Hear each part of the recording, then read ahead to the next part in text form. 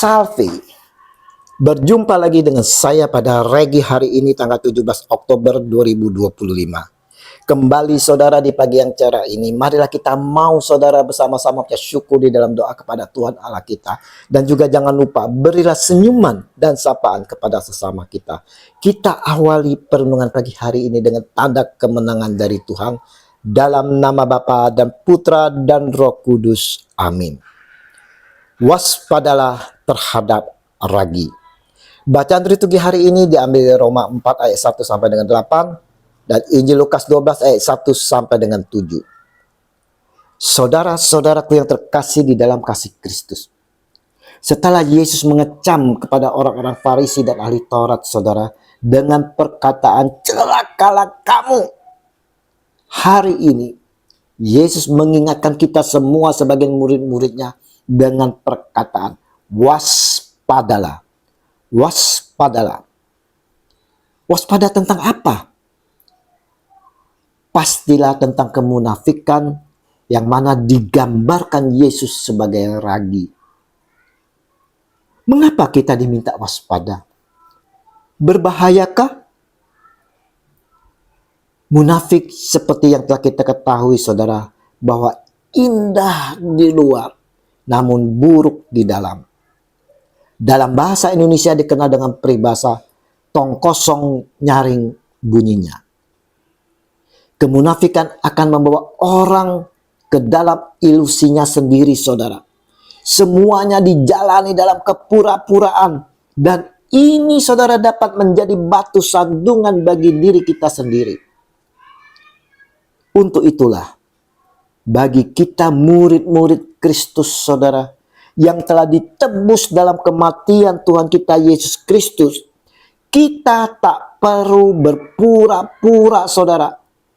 Tidak memakai topeng, tapi saudara, tampillah seperti apa adanya saudara.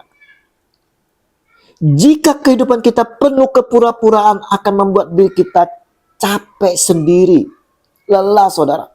Kita menjadi cemas, kurang pede, dan akhirnya saudara, kita menyia-nyiakan waktu, menyia-nyiakan keselamatan yang telah dikaruniakan Allah kepada kita. Kenapa Yesus memakai kata ragi untuk munafik ini? Karena saudara, kemiripannya dengan ragi saudara, di mana saudara, ragi menyebar dengan cepat. Ragi adalah bahan yang dapat membuat seluruh adonan mengembang, dan kemunafikan bekerja dengan cara yang sama saudara, menular dari satu orang ke orang lain, terutama dari pemimpin yang munafik kepada pengikutnya. Inilah menyebar dengan cepat saudara. Dan yang kedua saudara, kemiripannya yaitu merusak dari dalam. Meskipun ragi tidak terlihat saat dicampur, ia mengembang dan mengubah seluruh adonan. Begitu pula saudara, kemunafikan yang merusak kesalehan dari dalam meskipun terlihat baik dari luar. Kemiripan yang lain adalah dibutuhkan kebersihan. Dalam tradisi Yahudi saudara, ragi sering dihubungkan dengan dosa dan kenajisan, sehingga roti tidak beragi saudara digunakan selama Paskah untuk melambangkan kemurnian dan pemisahan dari dosa. Yesus menggunakan metafora ini untuk menekankan pentingnya membersihkan diri dari kemunafikan. Yesus juga saudara mengingatkan kepada kita saudara di dalam ayat 3-5 saudara. Di sini Yesus mau tekankan dalam kehidupan kita sebagai pengikut-pengikutnya. Hendaklah saudara yang pertama jujur, berkata yang berterus terang tanpa ada yang disembunyikan. Yang kedua saudara, janganlah takut untuk melakukan itu semua. Jangan takut yang dapat membunuh tubuh saudara. Tapi saudara, takutilah dia yang setelah membunuh mempunyai kuasa untuk melemparkan orang ke dalam neraka. Sesungguhnya aku berkata kepadamu, takutilah dia.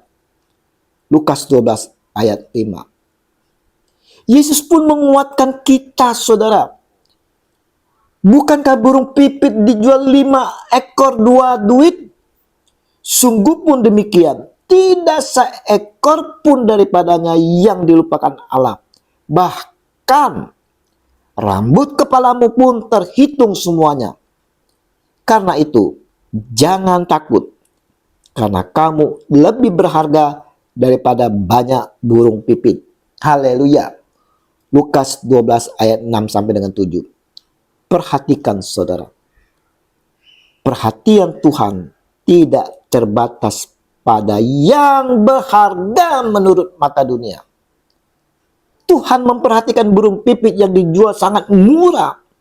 Jadi, jangan pikir, saudara, dia akan melupakan kita. Jangan berpikir Tuhan Allah akan melupakan kita, umat ciptaannya yang jauh lebih berharga. Jadi, saudara, jangan takut, karena kita sangat berharga, saudara. Sangat berharga di mata Tuhan. Saudara-saudaraku yang terkasih, Regi hari ini saudara mau mengingatkan kepada kita sekalian sebagai murid-murid Yesus untuk selalu waspada, saudara. Waspada terhadap kemunafikan. Jangan sampai kita tertular dari kemunafikan orang lain sehingga kita pun menjadi munafik.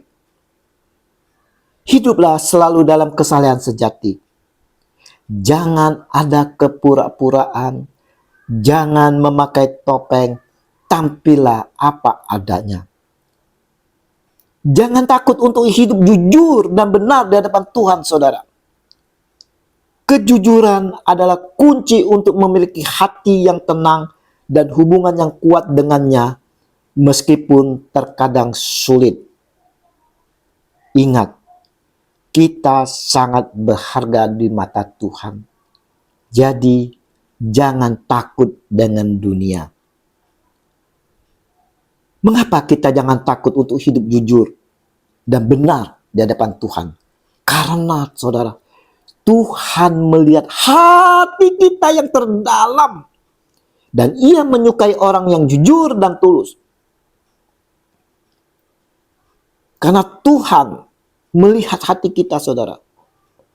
Menjalani hidup yang jujur, saudara, berarti tidak ada yang perlu disembunyikan dari Tuhan. Sehingga kita bisa berdiri teguh di hadapannya dan tidak perlu takut dengan apapun. Ketika kita jujur di hadapannya, kemuliaannya akan terpancar melalui kita. Dan kita akan memiliki keyakinan bahwa Tuhan ada di pihak kita. Dan Tuhan akan setia memberikan pertolongan dan menjadi perisai bagi kita saat menghadapi kesulitan karena kejujuran. Mari saudara-saudaraku, agar hidup kita dapat berkenan di hadapan Tuhan, saudara. Maka saudara hiduplah dengan tulus hati, saudara. Mintalah dalam doa kepada Tuhan, saudara, untuk membantu kita hidup dalam kejujuran dan tidak menyembunyikan apapun darinya. Saat dihadapkan pada situasi sulit, lebih baik diam daripada mengatakan sesuatu yang tidak jujur. Hanya bagi Dia satu-satunya Allah yang penuh hikmat. Oleh Yesus Kristus segala kemuliaan sampai selama-lamanya. Amin. Dalam nama Bapa dan Putra dan Roh Kudus. Amin. Shalom Aleihim.